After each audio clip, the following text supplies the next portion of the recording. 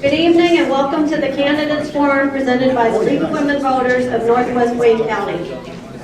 My name is Angela Ryan and I am president of the local league. Tonight we welcome the candidates running for the Plymouth-Canton Community School Board and the 20th District State Representative. The League of Women Voters is a nonpartisan political organization. We do not support or oppose any candidate running for any office. The League does take positions on issues after careful study, so you may see our name attached to an issue that we are advocating for or opposing. Membership in the League is open to all citizens 16 years of age or older. If you are interested in joining this public service organization, please see one of the League members here tonight or get a membership application from our website. The League's main mission is to promote political responsibility through informed and active participation in government. One of the ways we do it is by having forums such as this one tonight. The League has also prepared a nonpartisan voter guide for the upcoming election, which can be found online at www.vote411.org. Print copies of the voter guide will be available at the Plymouth Library by October 12th. You can also find the link to the voter guide if you go directly to the League's website, which is lwvnorthwestwayne.org. If you would like to ask questions of the candidates, and we certainly encourage this, please write your question on a card and hand it to one of the ushers in the aisle. Our moderator will ask as many questions as time allows. Questions should be brief, to the point, and should not include personal attacks on the candidates. We reserve the right to screen the questions for duplication and clarity. Our forum tonight is in two parts, beginning with the candidates running for the school board, followed by the state representative candidates. 9 school board candidates are running for 3 6-year terms, and one candidate, Patrick Kehoe, is running unopposed for the 4-year term.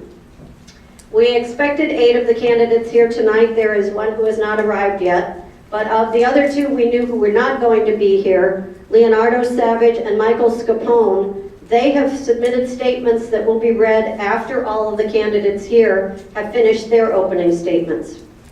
We thank the Plymouth Library for allowing us to use this facility tonight. The forum for both sets of candidates is being videotaped and will be on our website within a few days of today's live event.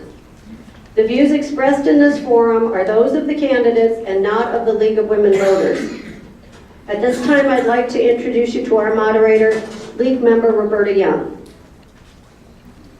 Okay, good evening. My name is Roberta Young, and I'm a member of the League of Women Voters of Northwest Wayne County. We're pleased you could all join us this evening to hear from candidates running for the 4 seats on the Plymouth-Canton School Board and 1 seat in the House of Representatives 20th District.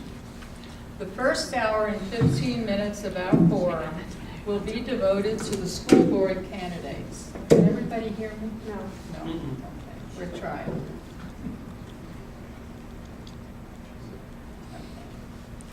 The first hour and 15 minutes will be, the forum will be devoted to the school board candidates, all of whom are here tonight except for Leonardo Savage and Michael Scapone.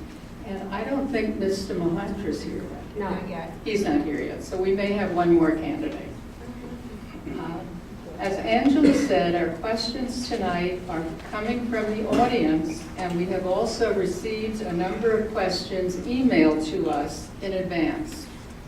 Each candidate will be allowed 1 minute for an opening statement, 1 minute response for each question, and a 1 minute closing statement. We will rotate the order of the candidates who respond first, starting with Mr. Kehoe, and we'll go the other direction. League member Tony Shepard is our timer tonight. She will be holding up cards so the candidates know when their time is up. Let us begin with the opening statement of Mr. Kehoe. Thank you.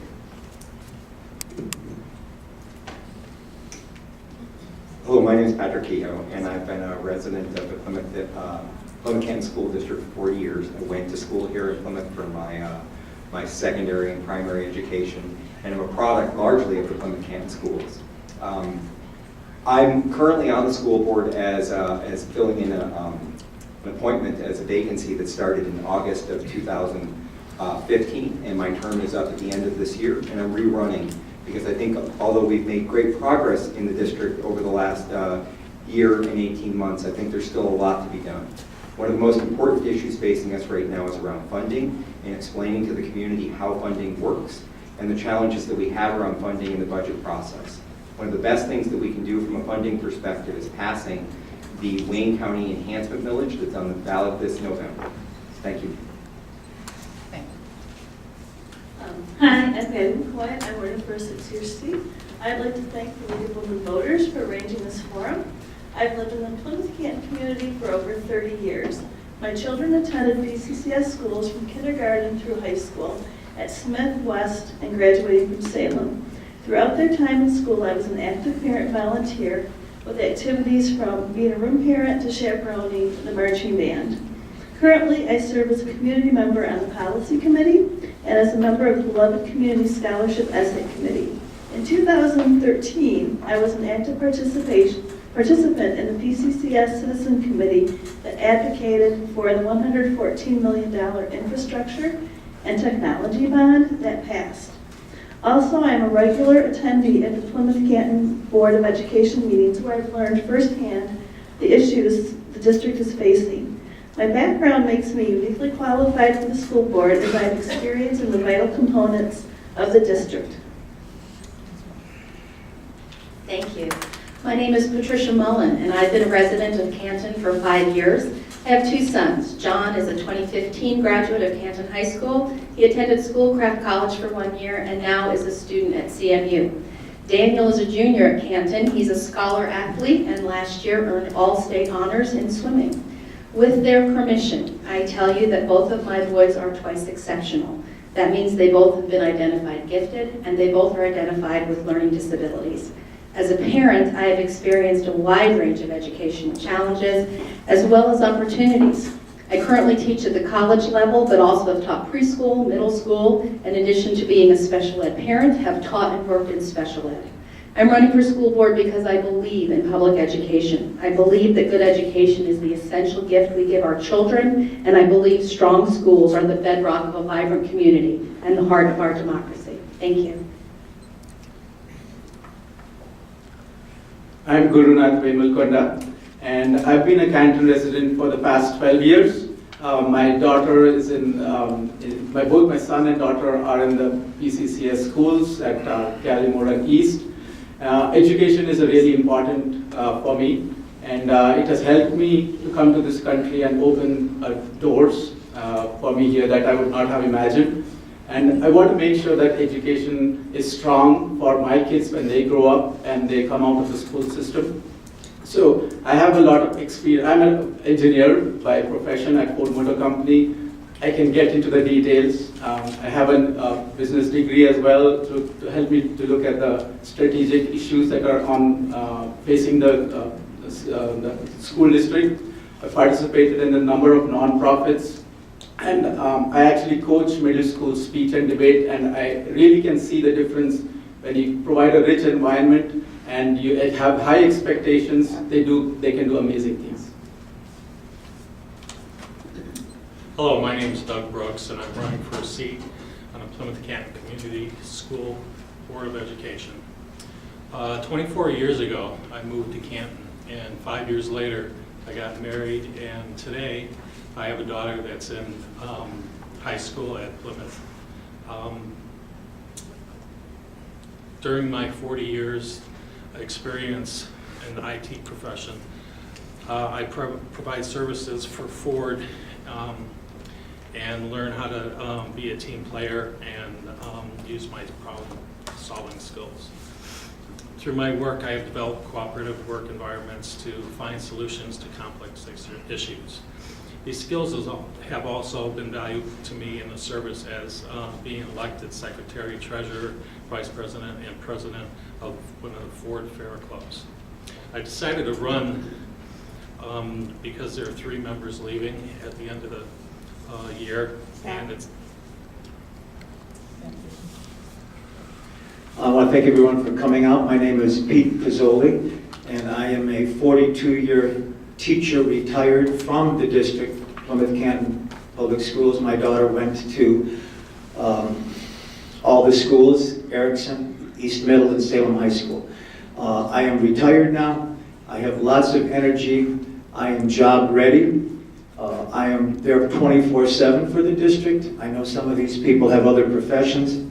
I'm retired. I'm ready to do my best for the district. I believe the district needs to have happy kids, happy parents, and happy staff, and I don't think that situation exists now. And I do believe that there has been a huge loss of integrity of this district.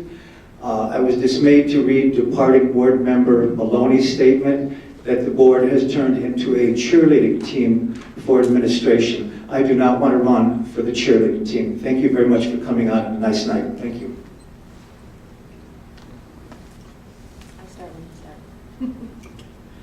My name is Girish Tiwari, and by profession I am an electrical engineer and have a business degree. I am a resident of Plymouth for last 16 years. My 2 kids have graduated from PCCS school system, and both have done very excellently. My wife is a dental hygienist, she works here, and my daughter-in-law is a teacher too. She's a math teacher, she's in New York. The reason for why I got involved into this school system election was because I wanted to see that whatever, the students are good here, they are excellent, we need to provide them the better education, better challenges, so they can then move this system better. System is good, I want to make it a great system. That's what I want to contribute here, I want to make a difference. Thank you. Thank you. Now we'll have the statements from the 2 candidates who are not able to be here. Paula will read Mr. Savage's statement. Oh, I'm sorry. Angela will read Mr. Savage's. All right, this is the statement from Leonardo Mike Savage. First of all, please accept my apologies for being unable to attend tonight's forum. As a quality management consultant with over 30 years experience, I have taught people how to install and operate quality systems in various industries. During that time, I have learned that success can only be achieved if there is an exceptional amount of commitment, cooperation, and communication between everyone involved. Plymouth-Canton Community Schools currently offer an excellent educational experience with an above-average academic performance. We can only maintain the quality of the schools in a time of decreasing budget by identifying areas that need to be improved without financial implications, by streamlining processes within the district and restructuring those that are out of date to create a more acceptable environment for continuous improvement. I also believe that the role of the school board in school reform cannot be underestimated. With committed and effective leadership, it can result in greater public support and acceptance, stronger cooperation among schools in a school district, plus increased communication and participation of the whole community. I have a child at middle school and I'm running for this position as I firmly believe I can contribute toward improving the engagement between the Board of Education, teachers, parents, and students for the overall benefit of PCCS. Stop. And I'm reading a statement from Michael Scapone. I'm a 52-year-old retired father, husband with 3 children currently in the PCCS district. I am not a teacher, an accountant, or a school operations wizard. What I am is a regular parent like you who will listen. We might not agree, but my mind, ears are always open. One of the most dangerous phrases these days is, we've always done things that way. Well, if it makes sense, then yes. If not, things always change. We need regular parents on our school board, not people using this as a springboard to further political goals and positions. Too often, the parents have felt ignored. As I said, I am not a financial wizard or an expert on running schools. I don't feel those things are required. Common sense is what's important. Example, during the mess that was the closing of Allen Elementary, too many times parents were told by the board, we will get back to you with those numbers. As of 2016, we're still waiting. Communication with parents and teachers, wasting of money. Thank you. Okay, we'll begin with the first question with Mr. Kehoe. As a father of a gay son, and president of the Plymouth-Canton PFLAG, my question is, what is your position regarding the safe and supportive school guidelines for lesbian, gay, bisexual, transgender, and questioning students that was recently approved by the Michigan State School Board? So I think that the state school board, along with President Obama, have both come out very much in favor of making sure that we have a safe environment for all of our students and for all citizens around the country. I'm personally supportive of those guidelines and those processes. This will be something that we'll need to take up with as a board and as part of the community.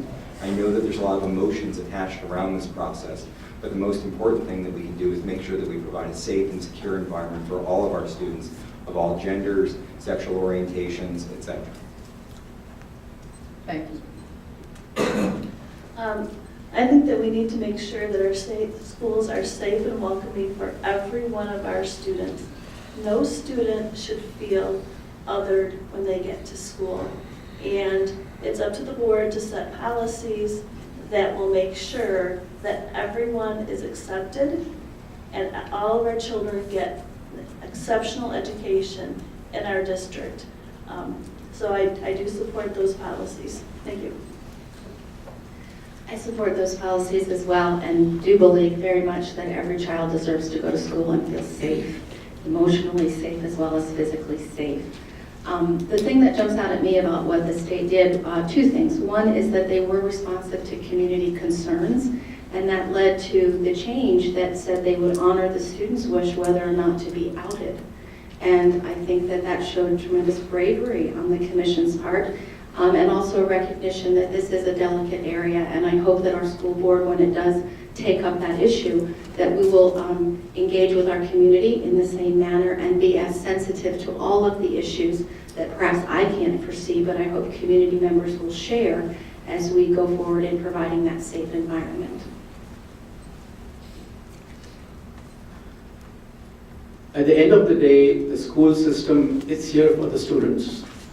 Anything that we do should be geared towards making sure that the kids are feeling safe and welcome within the school district and within the schools, in the classroom, on the playground.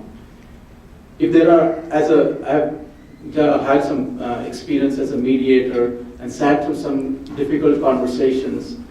Whenever such a conversation comes up, it's usually because of a lack of understanding and awareness.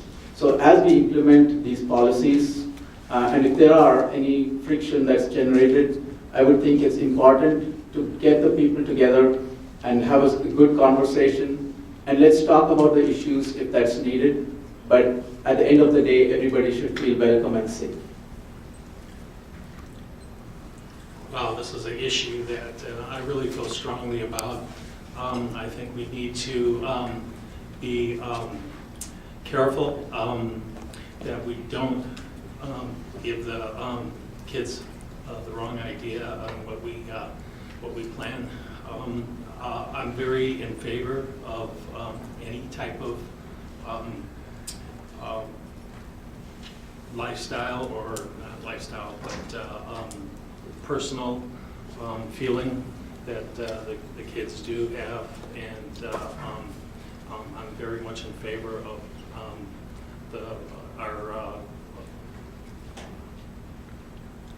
our children being able to go to school in safety according to this. Thanks. Well, I don't disagree with anyone here. From my perspective, as someone who was in the classroom for many, many, many years, when you have 25 children, you don't have 5 or 6 groups within that classroom. You have 25 groups.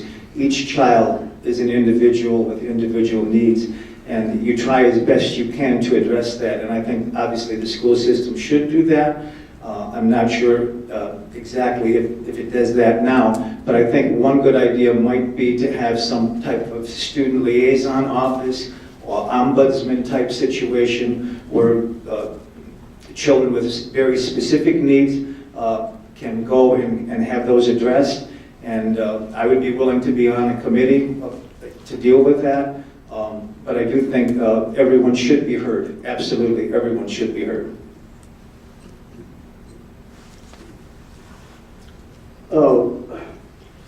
One thing, which really strikes me, that we always have to remember that everyone has been created equal. We are all God's sons, and all the kids have been same way they have been, created, and they should be loved for. I don't think that we should hurt anybody's feelings if they have any different opinion or sort, but as far as they, any decision, any logic is going to, I would like to follow the,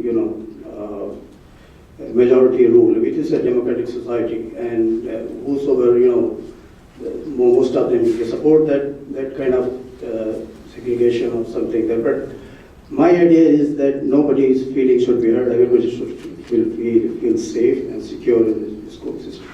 Thank you. We'll start the next question with Ms. McCoy. Because being knowledgeable about matters that are before the school board is important, how many PCCS school board meetings have you attended in their entirety in the last 6 months? Thank you for that question. I believe I have attended every one of the meetings in their entirety. I'm often the only community member, not employee, who is there at the end of the meeting. Thank you. Oh, Patty's the tough act to follow on this one. I have been attending since summertime. I think I've been to 3 or 4. Prior to that, I'm a single mom, and I work 2 jobs, and sometimes that job is at night, depending on the teaching schedule. Now that my kids are a little bit older, I am more free to do it. So I'm looking forward to attending more. Thank you so much. I have to go against the grain here because I have not attended any of the meetings, but I have attended one of the introductory sessions where we were invited and asked to go through and we talked about some of the issues that are being faced. This was a new opportunity and a challenge for me. I was asked to stand in very recently, so it's new, I'm learning. What I can say though is I've been a member of other non-profit organizations, and I've been very familiar with how they work, and I hope I can contribute once I start attending the meetings coming up soon. Well, I think I've been to the last 6 meetings in the last couple of months, and I've really enjoyed every one of them.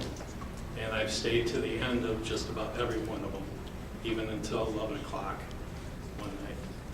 So it's a good thing to listen and learn. Thanks. Well, I hope no one goes back and looks at the tapes. I'm not so sure they'd be that interesting, but I believe I was at, if it's a period of 6 months, I believe I was there 4 or 5 times. I will give that as an estimate. Sorry, 4 or 5 times at school board meetings for the past 6 months. Thank you. I think my regard is better,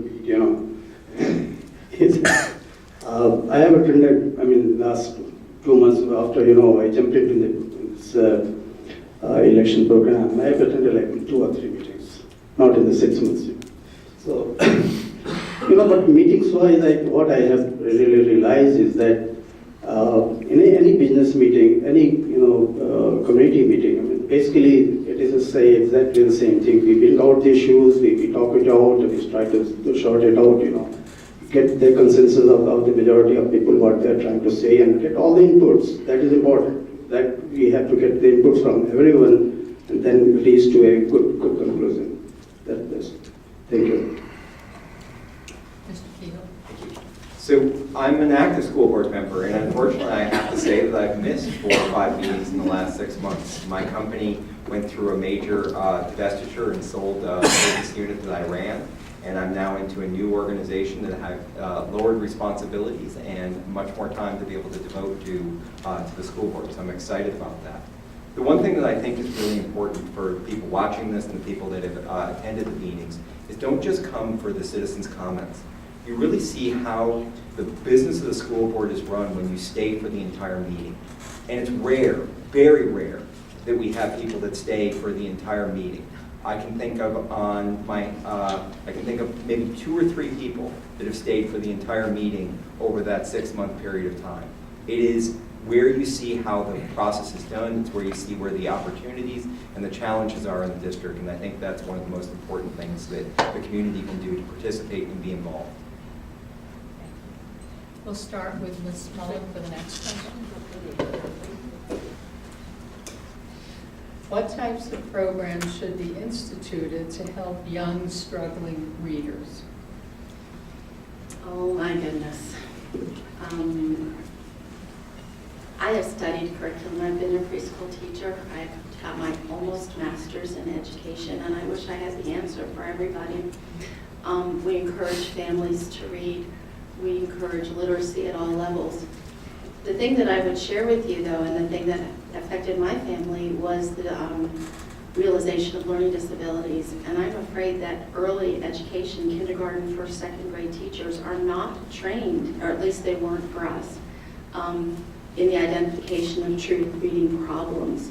So I'm not sure that, I'm not sure what the board can do. I would leave that in the hands of curriculum development specialists, and I would certainly encourage early reading programs. I think that's a far more complex question. Maybe I know too much about it. That's a very complex question, and we need to look at what the research tells us about reading. Thank you.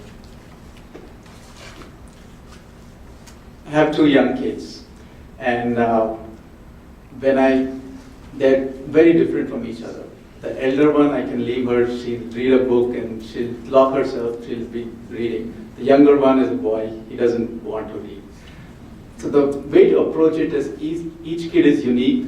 To understand that, and as a teacher, if they can recognize that there are some early warning signs that there is an issue with the reading awareness, trying to bring them up to speed, getting the parents involved, because the key thing is the student is there in the school for only part of the time, but he's also there at home. That's where the greatest influence is. So getting and engaging the stakeholders, that are the parents and the teachers together, and making reading fun. That's what it's all about, getting the kids excited about reading. And there are a number of programs that run through the summer at the libraries, which are about summer reading program. They make it fun and interesting, and my kids are a lot more interested reading there than at school.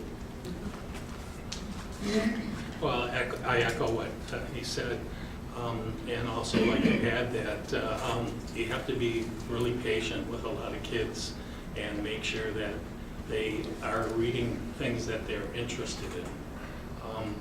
Then you can branch out into other things that are more worldly.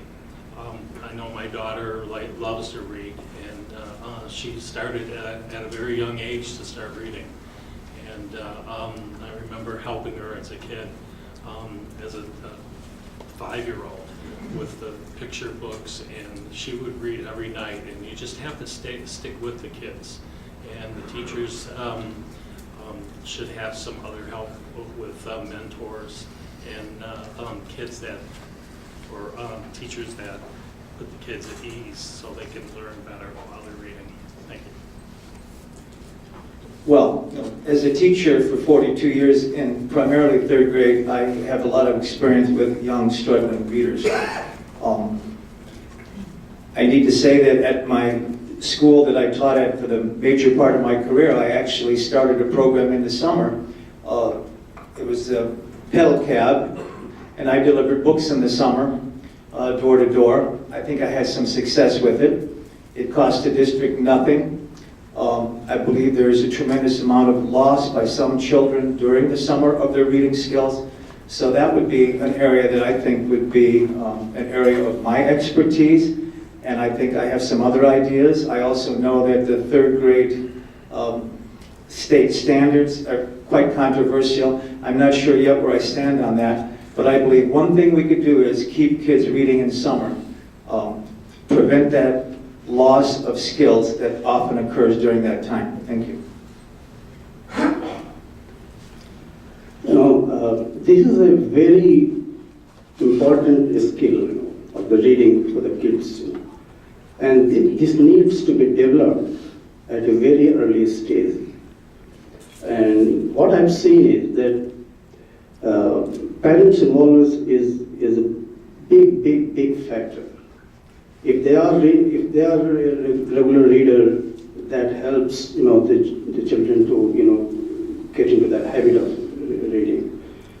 But anyway, I mean, in my case, my wife reads the book constantly, and that's how both the kids got into it, and they started reading quite a lot. And that's what is important. That for any kids to get into the reading habit, we have to find out what exactly is their liking is. Like my son has the liking of the astronomy, so he liked that part. So we need to find out what they like, and then we should go forward. I think the one thing that we have to recognize is that all readers read differently. Both of my kids came to reading late.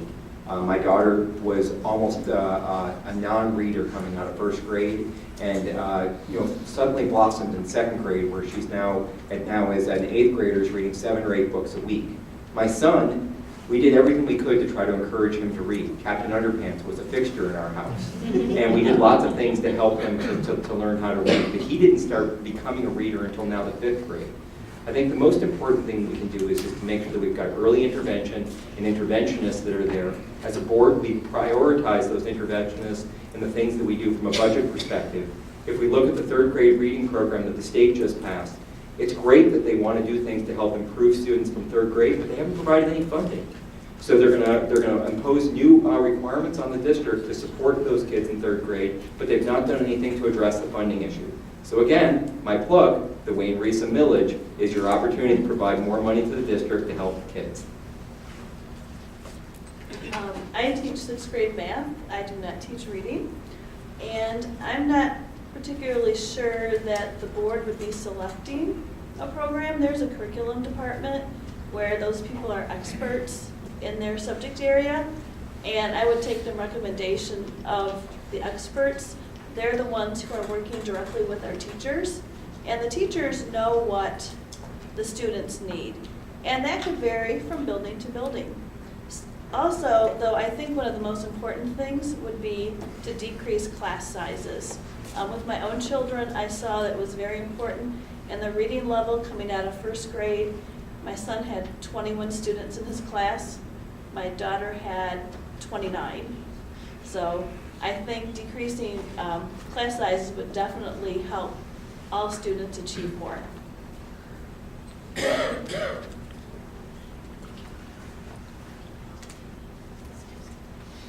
We'll start the next question with Mr. Benley-Wakanda.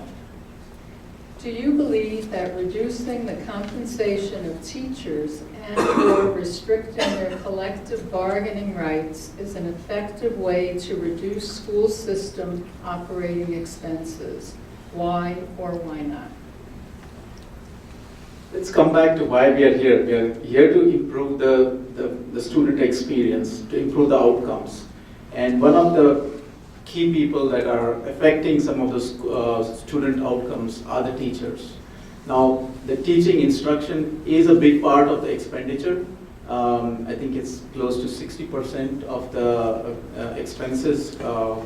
But at the same time, there are other places where you could look and try to improve your cutting your costs, or thinking about how you can get some benefits out of reducing the cost. So I wouldn't think that reducing the teacher instruction side would be the first thing the board would want to go after. I think that would probably be the last thing if we had no other choice.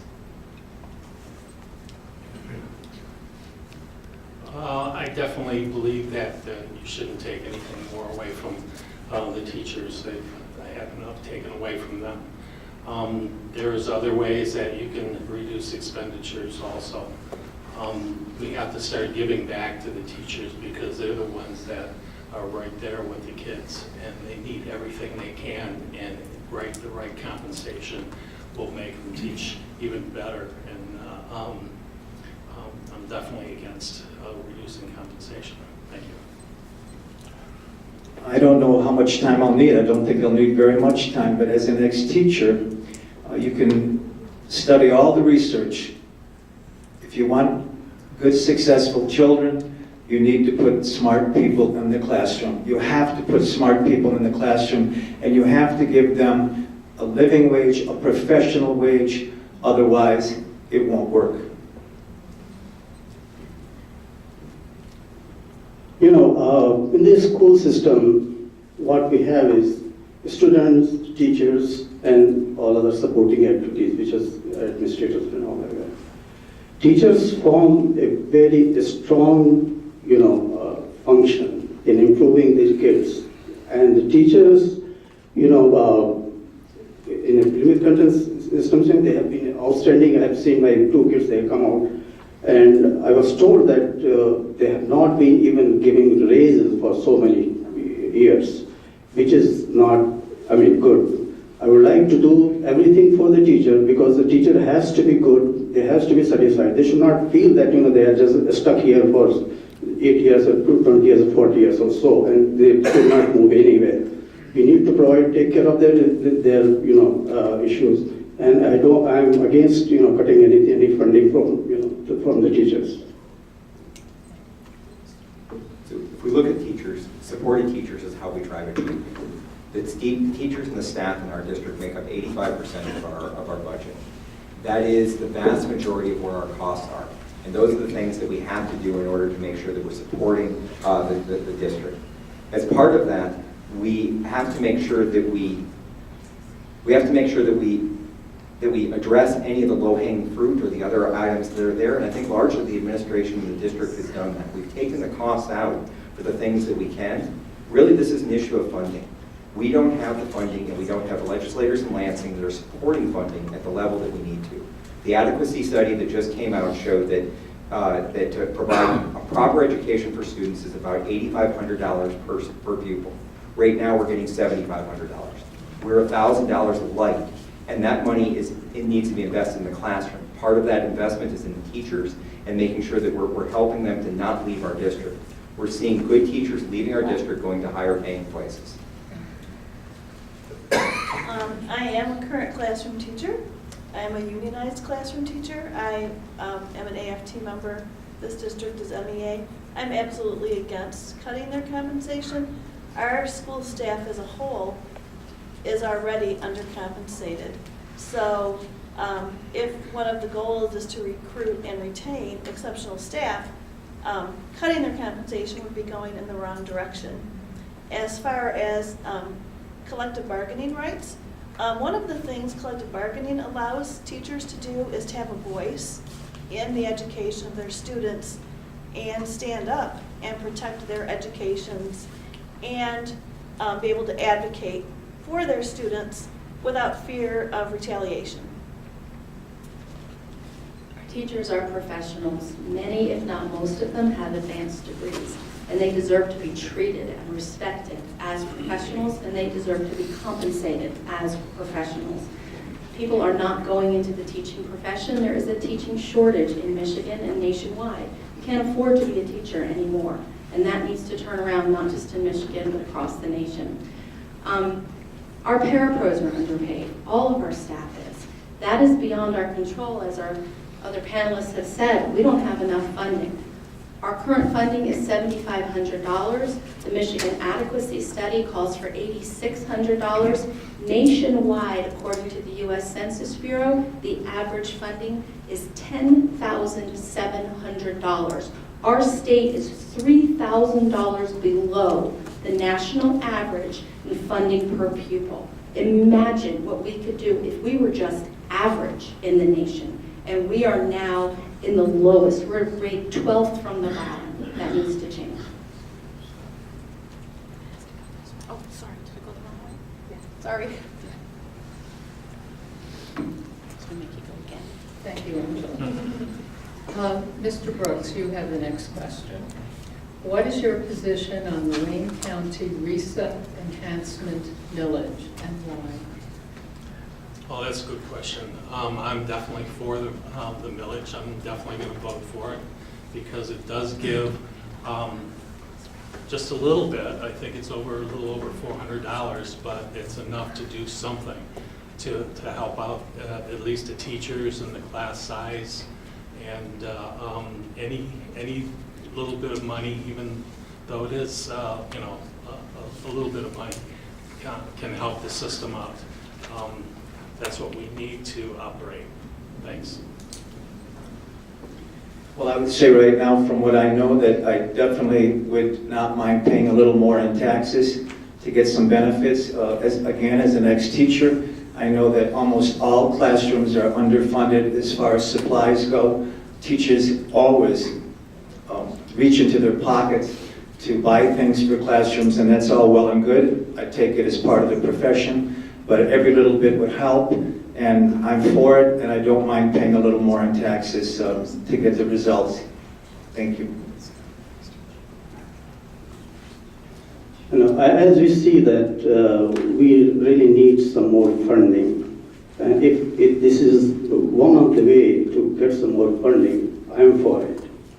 And I think, not only this part, but if any other means are needed to get some extra funding, probably I was thinking of tapping the source from some industries if they can help us out. But I'm really for it, and all it's not that I was told that not all the money will come to the PCS. Part of it will go to other schools also.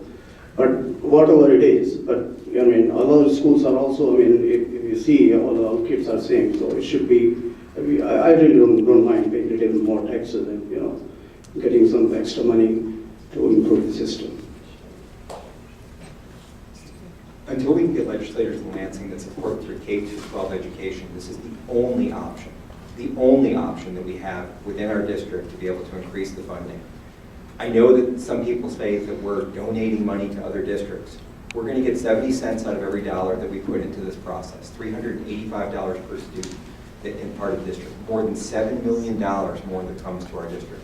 That is a huge opportunity for us to increase programs in the classroom, to decrease class size, to support our teachers. This is the only option that we have to drive and add additional funding into the district right now. It's especially the only short-term option. Your long-term option is to get legislators in Lansing that support K-12 education and provide more an adequate level of funding for the district. This is something that's crucial and important for us to do, and something that I encourage everybody to vote for. This would bring approximately $6.7 million into the district, and that is unencumbered money. The bond that was passed could only be used for those things specified in the bond. So this could be used for, I saw the current plan is to reduce class sizes, provide security updates, to help implement the programs that are going to be necessary that are attached to that third grade reading bill, and then some projects that were not touched by the bond. So I think that it's one of the only ways our district can get some unencumbered money in the short term. I absolutely support this. Our choice is $6.7 million a year for 6 years or nothing. And that's as stark as it is. We get the money or we get nothing. And what we do in the long term, as others have said, is until things change in Lansing, there's nothing that we can do. I want to address the criticism that I read that we're a donor district and some districts will get money, we don't get every dollar back that we give. Well, I'm okay with helping people less fortunate than myself. I'm okay with helping children get a good education in districts that aren't as fortunate as our district. And if the entire county is thriving and the city of Detroit is thriving, then we're all thriving. It's good for all of us. And one thing to consider, a lot of people say, well, I don't have kids in the school. Your property values are directly related to the quality of our school district. And if we don't invest in ourselves, we will be punishing ourselves. So please vote yes for this. Everybody has already spoken on the advantages of having this. Is there a need for getting more money into the school system? Yes. What I would also say is I'm both a parent as well as a taxpayer. So as a taxpayer, I might want to say, okay, what do I get for my additional money that I'm giving to the school? And coming back to the board, if I were a member of the board, I would need to make sure that whatever money we put in is ultimately going to increase the outcomes for the students. So I think that's part of the board's responsibility to make sure that the money that comes through, we have a fiduciary responsibility for the taxpayers to make sure that it's really going down to improve the student outcomes and improve the school district. So I think that's part of what we have to do. Yes, we do need the money, but when we do get the money, we need to make sure we are good and responsible to how it's being used.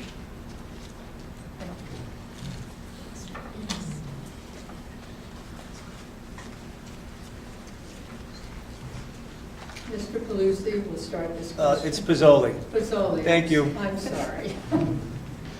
How would you promote diversity and inclusion principles in our school system?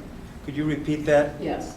How would you promote diversity and inclusion principles within our school system?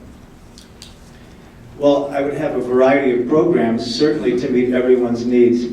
When my daughter went to high school at Salem, I know she couldn't care less about cheerleading, she couldn't care less about sports teams, she couldn't care less about a lot of things at the time, but I loved the fact that she could go to poetry slams, and I even started liking poetry slams myself. I thought I would never do that, but I think there needs to be a variety of programs. It just can't be based on high school football teams, high school band. I know those meet the needs of many kids.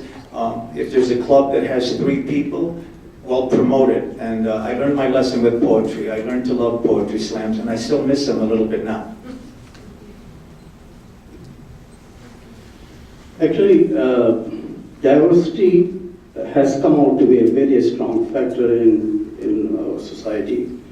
And we have all have started, reaping the fruits out of it.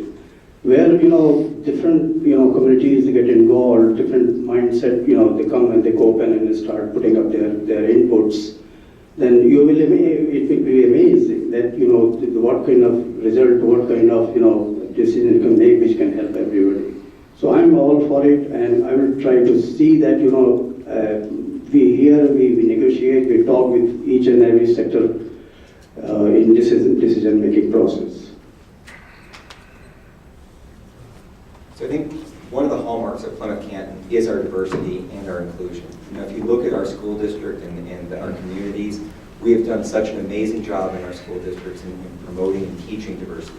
That's not to say that there isn't room for improvement and continuing to improve those processes. Yes, Mr. Pizzoli mentioned the clubs and programs. If you look at the high school level, there's more than 70 or 80 different clubs and programs. If you want something, there's a zombie club there. There is, from A to Z, there are programs and opportunities to be included as part of that process. But I think that we have to make sure that we continue to bring from both the top down as well as from the bottom up a respect and a valuing of tolerance, diversity, and inclusion in the process. And from what I've seen in both the classroom level as well as from the administration and the board, that is something that is very important to us. Ideally, if there's enough education about diversity, inclusion, and tolerance, there wouldn't be any issues. So I think education is one of the first things we need to make sure that people are educated about other cultures. Sometimes people don't know. I teach a group of students who are very sheltered, and they sometimes have questions because they are very rarely out of the neighborhood. And when you talk to them, they get it. And you have to tell them sometimes why you don't say those things, and then they're fine. However, if that doesn't work, I think you have to have policies in place to make sure people know that's just not going to be acceptable or tolerated. And that starts with the board and works its way down through administration. We also they've made some strides making sure we have a diverse staff, and we probably need to do a little more with that. Thank you. I really want to ask this of the kids, because what I see with my kids is they got a better handle on this than us grown-ups. They've grown up with kids diverse in their classroom and accepted as normal, or just the way it is, and they have friendships with kids from different cultures and different races and gender, and it's not an issue for them. So whatever the schools are doing right in that, I commend them. We came from Fairfax County, Virginia, which is one of the most diverse places on the planet. My son's middle school had more than 100 languages in the middle school, incredibly diverse. And my kids have learned about that, and so have I. And what they did there, and what I'd like to see here, what Mr. Pizzoli suggested, Mr. Kehoe, we have such variety. Our strength is our diversity. I think we need to celebrate it. Celebrate our diverse student body, celebrate the diversity of our offerings, celebrate the things that we're doing right. And what I see with a lot of the kids, something that I didn't experience, is diversity, and it's wonderful. Thank you. Diversity is all around us. It's there in nature, it's there everywhere else. Imagine a place without diversity. If everything is uniform, that's just boring, right? So if you think about it, it is something that should be encouraged, it should be celebrated. It should not be considered a problem. It's not a problem. It's a misunderstanding at the most. So I think if there are issues, we should have a sit down and talk about it, rather than say it's a problem and then we need to do something about it. And it should not be retained as just a policy. It should be something that's done from the board as an action. It's something that you, as normal as breathing, right? So it's not something that you should think about when you talk about diversity and encourage diversity. So I think that's the vision I have, whether it's at the board level, at the school level, at the student level. So really speaking, the fact is it should not be a problem. It's more something that's to be encouraged and celebrated, like you said. Well, I agree with just about everything that everybody else is saying about this. And one thing I'd like to add is the best thing for diversity is knowledge and understanding and education of what the different cultures and diversities are in the neighborhoods that you live in the schools that you go to, in the work that you go to. Where I go to work, we're always being educated in diversity.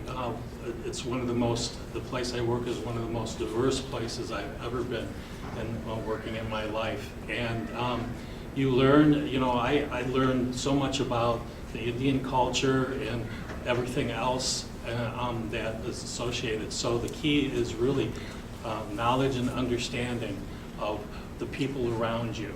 And that way you can make a good decision on communication and getting things done. The next question will be for Mr. Tiwari. You got my name correctly? Good. I tried. Can you articulate what Common Core means in practical classroom terms and state your position on its implementation? Do you support or oppose Common Core? Wow. This is a loaded question. This is actually is one of the very, very important issue in current school system. We need to focus on those, the basic elements of like reading, science, math, etc. And in fact, I have been thinking a lot about improving the. As I said, I want to make the system from going from good to great.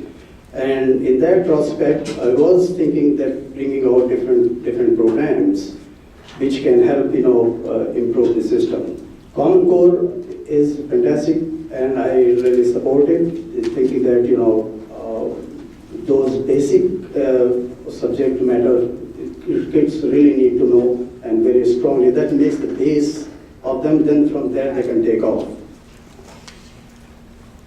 So Common Core was designed as a program to create a consistent and common set of curriculum and training processes, or sorry, not training processes, that's one of the problems, but a consistent set of curriculum and standards that they would use to educate students around the country. I think the goals around Common Core were very good. I think the struggles with Common Core were that they didn't provide training, they didn't provide the consistency in those processes. They were used the same from district to district, to classroom, and there wasn't an opportunity to improve or to iterate on it. As with any program or any process, especially something as important as education, you have to learn and adapt those programs. If you can find a way to use Common Core as a starting point, find opportunities to iterate and improve those things, then you can make Common Core and those types of activities give a uniform education to our students across the district and across the state and across the country. I'm supportive of the concept of Common Core. I think the execution of it needs to be refined. As a classroom teacher, I'm more familiar with the math standards, which were mostly already aligned to the Michigan state standards we had in the past. I think one of the issues with Common Core is not the standards, it is the prepackaged curriculum that has been put together by any number of publishers and then sold as a package, all-inclusive as a scripted kind of program. I think the main objections to Common Core have been the prepackaged curriculums and the onerous amount of testing that goes with it. The standards themselves, the ones I use in math, are not bad. It is the things that go with it. It's the prepackaged curriculum. The teachers already know what to teach. Well, Common Core is certainly controversial nationwide. I agree with Mr. Kehoe. The goals are noble, the implementation is suspect. I've never met a standardized child, so I have a problem with a standardized curriculum and all the standardized testing and the extraordinary amount of money that goes out of the classroom to support the corporations behind this.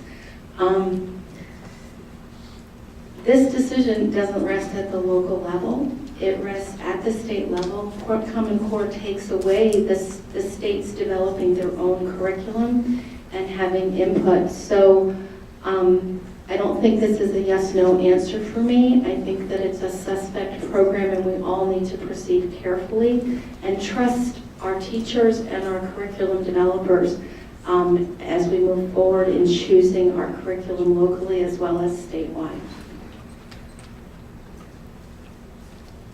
The way I can answer this question is, when I work as an engineer at Ford Motor Company, we have basic safety standards for our vehicle.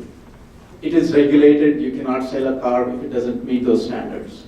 So I treat the Common Core standards as a foundation. It's a foundation for ensuring that all the kids are doing what's needed. Does that mean you should stop there? No, absolutely not. I think the teacher should be provided the flexibility to improve on that and improve the educational experience to make it more interesting and exciting for the kids to learn and grasp those concepts and own those concepts. So I think that flexibility should be allowed. So as many others said, it's the what is probably something that you should have. The how is for us to decide how can it be made better. I'm still undecided, but I'm leaning towards not liking Common Core, even though it does teach kids the basics. Like Patty said, it's more of a scripted type of thing, and a lot of times when you hand somebody a script, you can get somebody that's less educated to read it. So I consider it kind of dumbing down the teaching system, which is not what we're supposed to be doing. All the teachers that I know of know how to teach. They've been teaching for a long time, and it's one of those things where you just can't stick a square peg in a round hole. You have to do it individually to each student. Every student's different. That's where class size is important, because the smaller the class size, the more time you can spend with the kids to learn the information and not just read it from a script. from a certain program that's been given to you. Thank you. As a teacher recently retired in this school district, I am not a big fan at all of Common Core. I believe the best curriculums are locally developed by the brain power in that community. I can remember rather fondly of being hired into PCCS back in the early 1970s, and there was barely a curriculum at all, but we had a lot of smart people who were excellent teachers and could deliver results. So I am definitely not a fan of Common Core. Local control, local curriculums, I believe, are the best. We have plenty of brain power in this community, as well as in Canton. I think I've already done it. We started with you, sir. Mr. Kehoe, this will be the final question, and then we'll have the wrap-up at the end. What is your position on the Second Amendment and schools?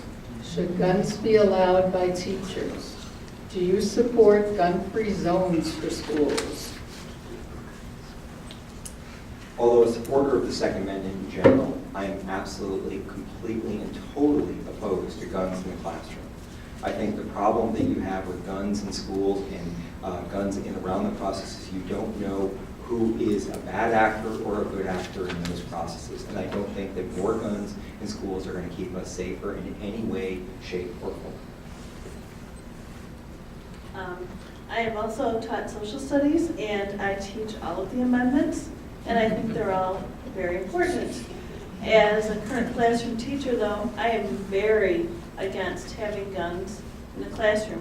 I personally would not feel comfortable carrying a gun to school. And there are many people in my building, I would not be comfortable with them having a gun. So I'm a no on that. I've been in a lockdown situation with an active shooter on campus, and I promise you that that's not where you want to be. I've looked at the classroom door wondering, am I going to take a bullet to protect these children? Because I don't know what's going on out there.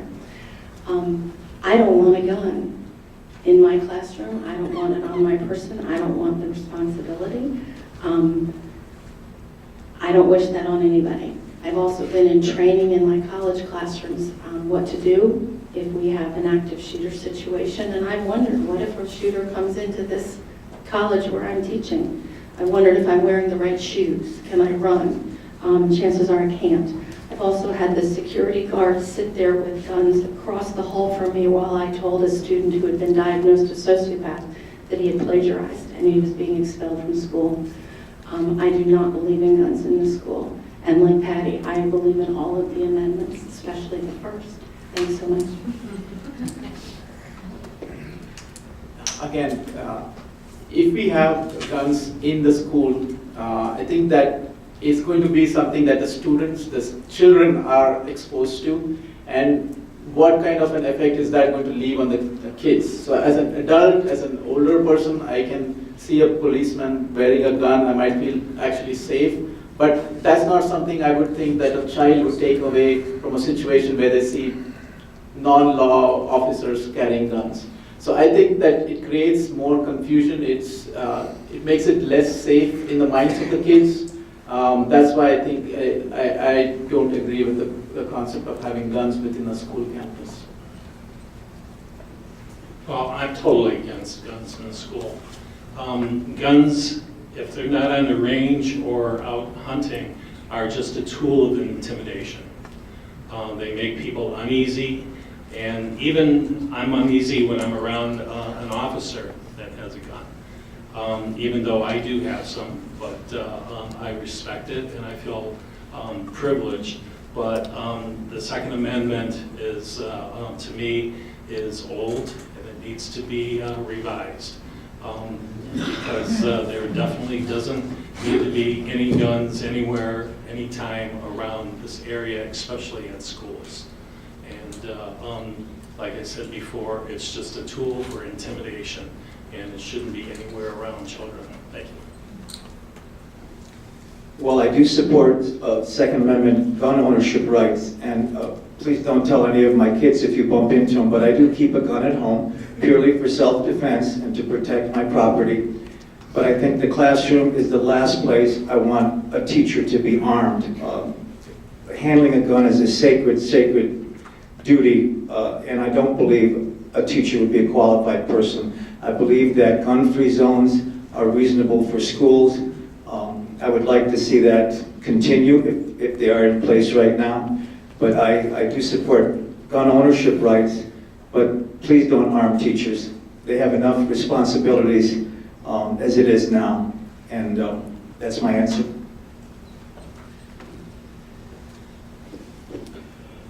You know, my philosophy about the guns is that, you know, guns are needed against those bad people, not with the good people. And in the school environment, teachers and kids and all, these are all good people. We don't need the guns over there, number one.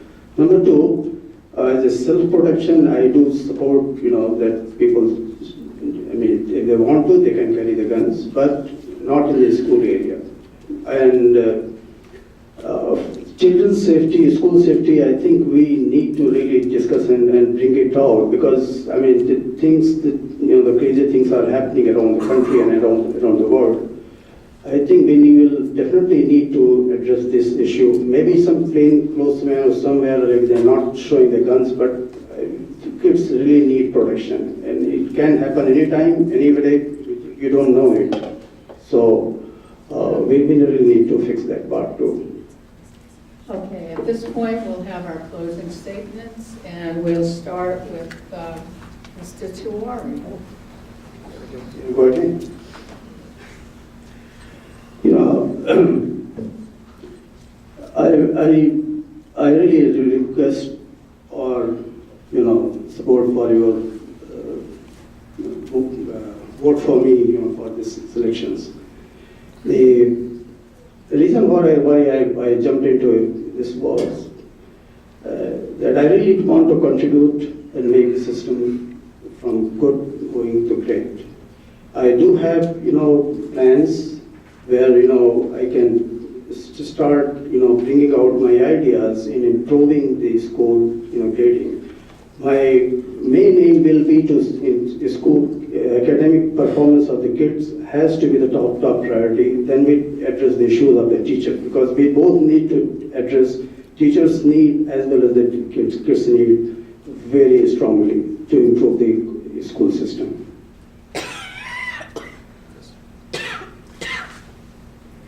If elected, I really hope to be one voice of 7 on the school board. I hope to bring more transparency to the district. I don't think decisions should be made behind closed doors. I believe the public should be informed. I believe the district has suffered a bit by putting people in key positions with no experience at all, and in some cases, the results have been disastrous. I think the district has really dropped the ball on the loss of students to charter schools. Plymouth-Canton has now made the top 10 list of districts for student loss, and that needs somehow to be reversed. And I think as one voice of 7 on the school board, I would hope to help this district return to a district where integrity rules. I'd like to thank the League of Women Voters for sponsoring this event and all of you that have come out tonight. I'd like to say that I'm proud to be a candidate of the PCCS School Board and look forward, if I earn your vote, in sharing my knowledge and plans with my colleagues on the board. And by working together, we can ensure that we have provided for the educational needs of our PCCS students. That's why I ask for your support November 8th. Thank you.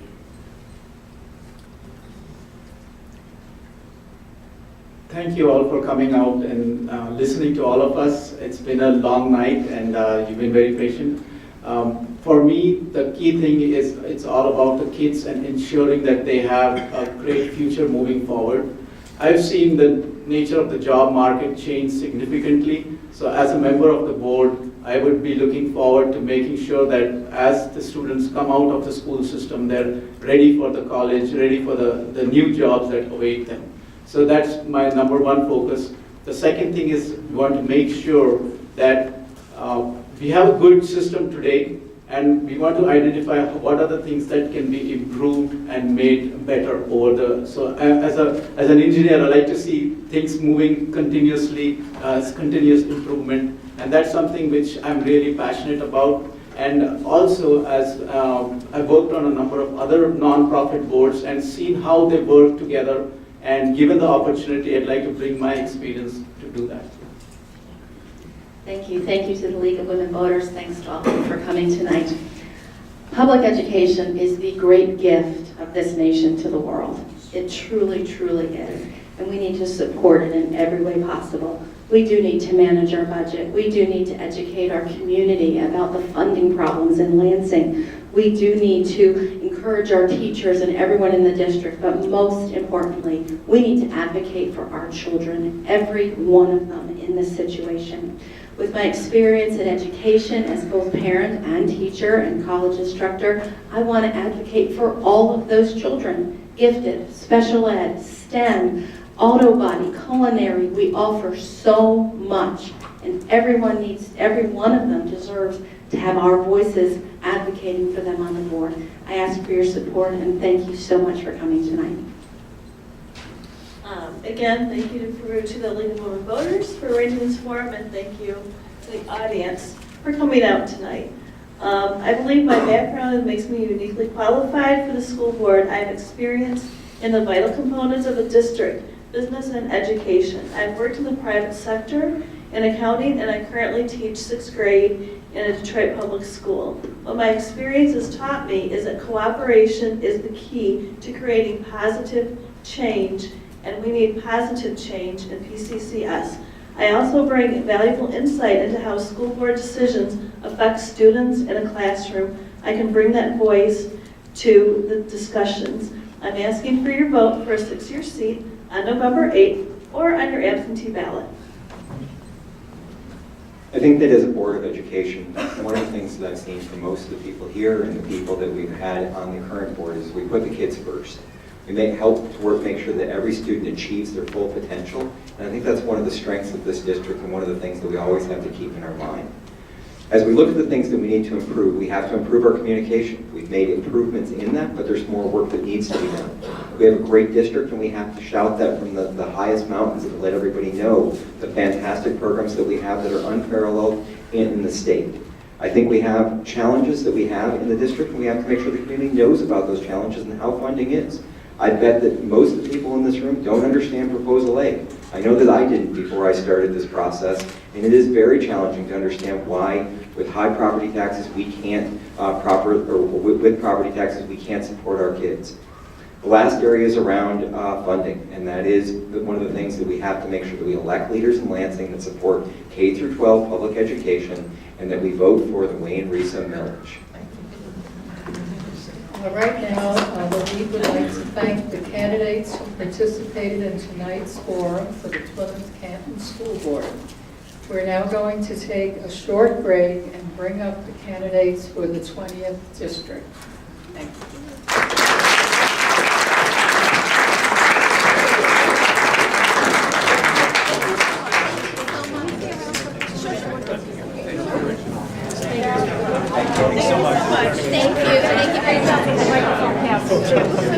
It started to develop a role. Set it down and start finishing it.